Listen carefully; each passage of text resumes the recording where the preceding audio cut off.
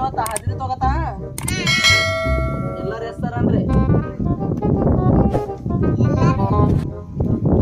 ಬಸ್ಯಾ ಮೆಣಸಿನಕಾಯಿ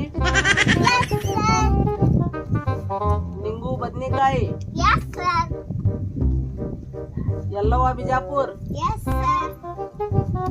ಮಲ್ಲಪ್ಪ ಸೌತೆಕಾಯಿ ಅನಿಶಾ ಬೇಗಂ ವೀರಪ್ಪ ಬಾದಾಮಿ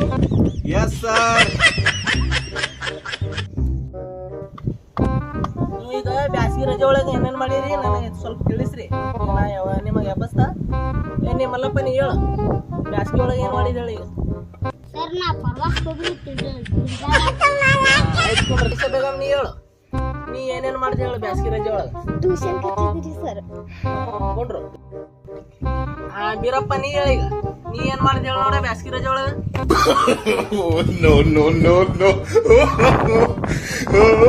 ಸರ್ ನಾ ಬ್ಯಾಸಗಿ ರಜೆ ಒಳಗ್ರಿ ಸರ ನಮ್ಮ ಆಯಿ ಮುತ್ತನ ಊರಿಗೆ ಹೋಗಿದ್ರಿ ಸರ.